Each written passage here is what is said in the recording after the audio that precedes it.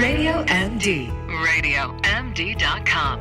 From sobriety to self-care, it's Rewired Radio. Here's Erica Spiegelman. Welcome, everyone. So for people battling, obviously, addiction, dependency, or just someone that wants to change their life and is stuck in a rut or not happy or feels like they've had a dream that hasn't been fulfilled, reinvention can sometimes seem like a daunting or impossible task. But my guest today, Lisa Lockwood, is known as a reinvention expert. Lisa's life has been a series of reinventions for herself, and she knows firsthand how powerful, difficult, and inspiring that could be to reinvent yourself. Lisa, welcome to the show. I know you're an award-winning author, speaker, media contributor, educator, and career consultant. Tell us how you got into this and how you help people with career transformations. Hi, Erica. Thanks for having me on your show, and I'm happy to share some of those things.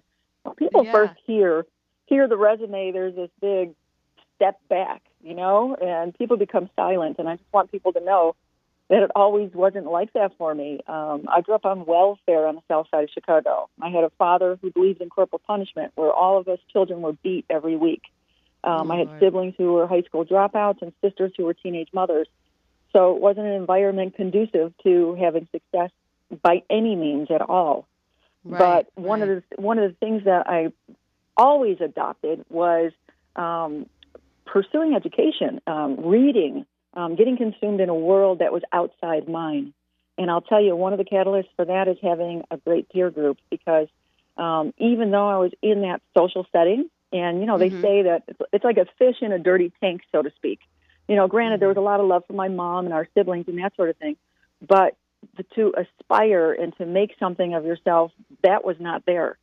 So even to this day, I constantly preach, who is your peer group? Who are your mentors? Who are your coaches?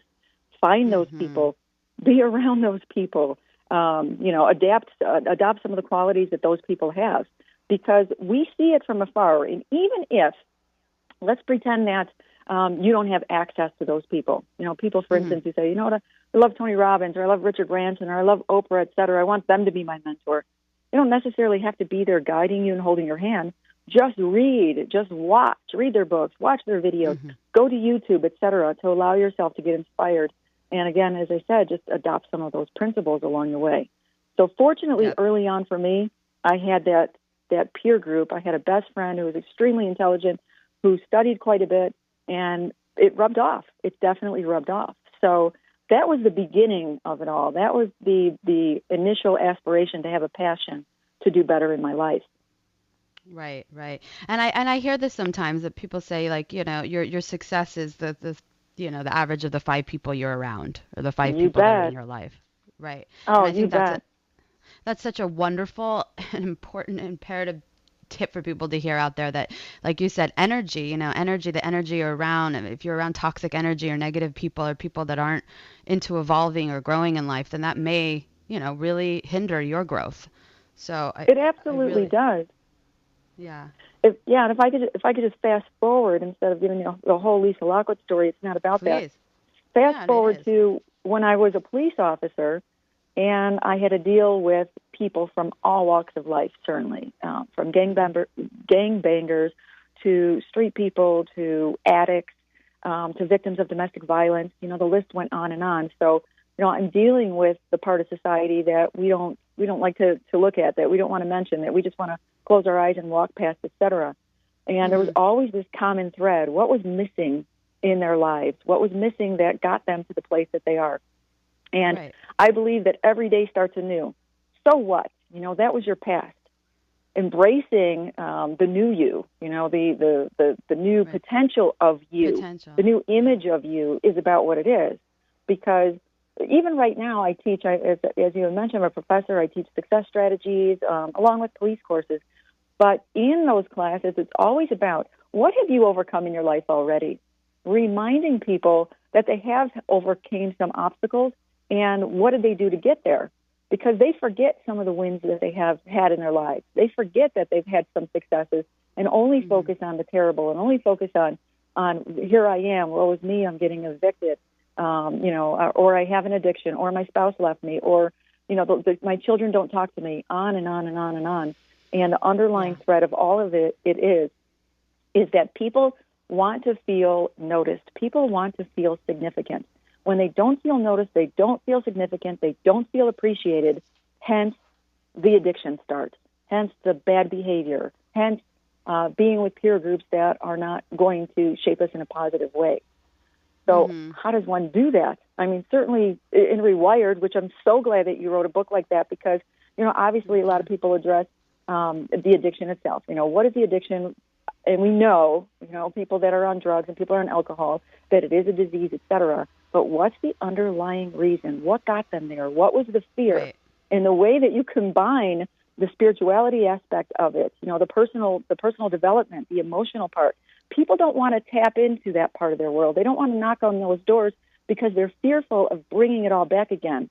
They're trying to suppress the pain. And you show them that, it's so much shinier on the other side if you allow yourself to rewrite your story. And I'm telling you, you saying that to me gives me goosebumps because every day you get a chance to rewrite it. Every day you get a chance to say, this is what happened in my past, but guess what? Here's what I learned from my past. And now I have the opportunity to help other people, just like your other guest, Dan. Anybody who has overcome anything can write a book, can tell their story, and impact people on a large scale. So I'm certainly glad that that you've written this book and that you are on a platform right now where you could reach more and more people to share their stories in order to do that. Well, thank you so much. And yes, I agree. Everyone can choose, we choose our own lives, we choose our paths, and everybody can, use their pain or their past and use it to reframe it and better themselves and help others and, and seek the lessons, like you said, and that's so important. But like you were also saying that, some people do get caught up in this cycle of negative self-talk and the pity party or, I don't have a purpose. And that's where I think you're so wonderful what you do and stepping in and saying, no, yes, we all could sit in that negative. We all can marinate in that. But also, there's another choice. There's another choice that today is a new day, and we can get up and we can learn how we are valuable, how we're gonna be important to someone else. And that's why I think you have to put yourself in contrast to the rest of the world by giving back or helping or seeing yourself in a different light. Would you agree with that?